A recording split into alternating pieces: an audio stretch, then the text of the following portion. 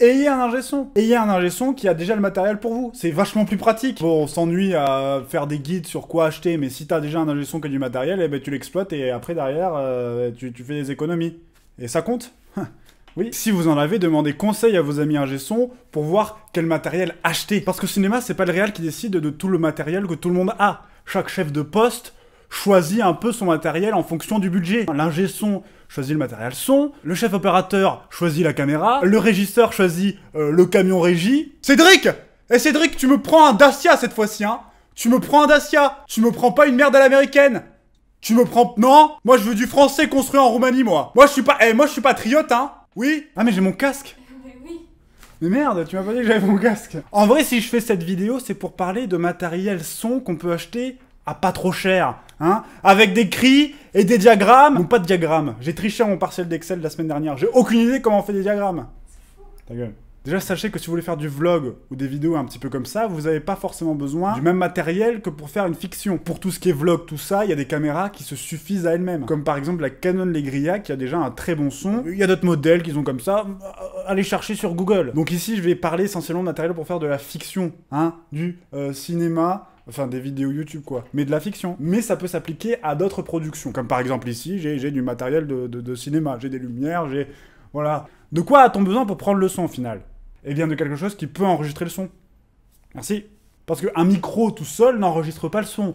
Là, ça, je parle, c'est non. C'est là que je parle. Là, je parle pas. Là, je parle. Là, je parle pas. Enfin, tu comprends ce que je veux dire ou pas? Un micro tout seul, ça ne marche pas. Qu'est-ce qui peut enregistrer le son, finalement? Eh bien, une caméra, une carte son, ou bien même un enregistreur. La première chose pour améliorer votre qualité à un niveau comme ça, c'est un enregistreur numérique. Et dans la gamme des enregistreurs numériques, il y a pas mal de marques qui se battent en duel, mais celle préférée par tous les professionnels, tous les étudiants, plutôt, oui, plus les étudiants, par tous les étudiants, mieux. C'est la marque Zoom. Ils ont pas mal de modèles différents qui sont plutôt aimés, mais le moins cher, c'est le Zoom H1. Alors comme la plupart des enregistreurs, il a des micros directement sur lui, qui permettent d'enregistrer. Du coup, ce que vous pouvez faire, c'est l'attacher à un bout de bois, et hop, percher une scène de cinéma, c'est parti. C'est ce que je faisais à une époque. Et ça marchait... Ça marchait. Non, percher avec juste un zoom machin, ça peut être une solution, mais ce sera pas propre. Pourquoi? Parce qu'en fait, les micros directement sur l'enregistreur sont en stéréo et sont omnidirectionnels, c'est-à-dire qu'ils prennent le son d'un peu partout, hein, omni en latin, partout. Ce dont on a besoin pour prendre la voix de quelqu'un, notamment au cinéma, c'est un micro directionnel, un truc qui prend le son dans un sens unique. Unidirectionnel aussi, appelé micro-cardioïde, super-cardioïde ou même hyper-cardioïde. Je t'aime.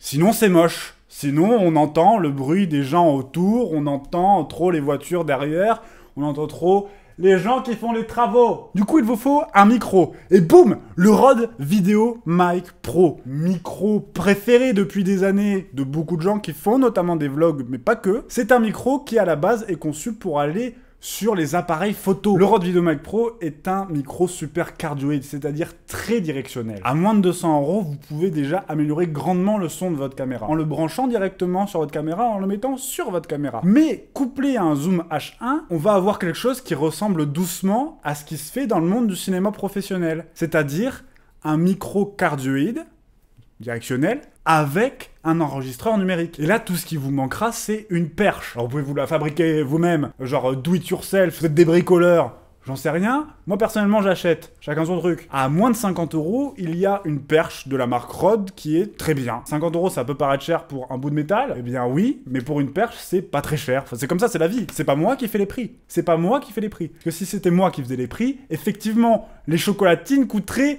15 centimes. Jean-François Copé, merci. Je veux être dans ta France à toi. Donc avec tout ça, on a un kit à moins de 350 € qui peut faire le taf, qui peut vous amener un son vraiment très au-dessus de ce que vous avez avec juste le son de votre caméra de merde. Moi, j'aime bien. Vous pouvez vous en sortir pour tourner en intérieur ou en extérieur s'il n'y a pas trop de vent. Sachant que vous pouvez aussi acheter pour une quarantaine d'euros des trucs comme ça. Ça existe aussi pour le micro dont je vous ai parlé. Donc vous pouvez vraiment être, comme on dit en anglais, versatile. Oh. Qu'est-ce que c'est? Bien sûr, il y a mieux, beaucoup mieux. Il y a des tonnes de micros mieux que ce que j'ai dit, des tonnes d'enregistreurs mieux que ce que j'ai dit, mais aussi plus cher. Et c'est à vous de voir le compromis là-dedans. Personnellement, j'utilise un zoom H4n avec un ME66 de la marque Sennheiser. Tous les liens sont dans la description. Ce qu'il faut retenir de tout ça, c'est que pour bien faire de la fiction, il vous faut un enregistreur, un micro, une perche. Maintenant, je vous ai mis des références pas trop dégueu. Vous trouverez moins cher. Vous trouverez encore moins cher. Mais est-ce que la qualité sera là? Je vous le demande. Par exemple, vous trouvez des perches moins chères, puisque vous pouvez utiliser un balai. Mais surtout, ce que j'avais envie de dire, c'est que là, je vous ai fait un budget un petit peu de 350 € pour un truc de base. Et c'est pas si loin du budget que vous allez mettre dans votre caméra, si vous avez suivi ma précédente vidéo.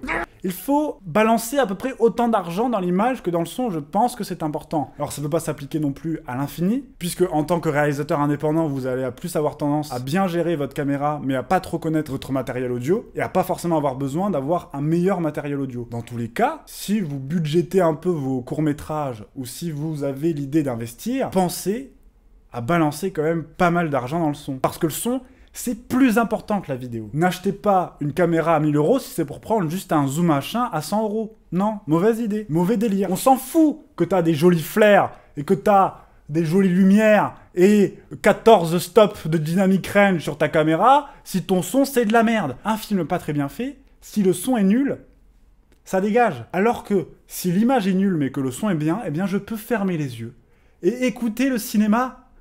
Oui, n'hésitez pas à liker la vidéo et à dire dans les commentaires si un camion Dacia c'est mieux qu'un camion Citroën. Dans la prochaine vidéo, nous ne parlerons pas de camion.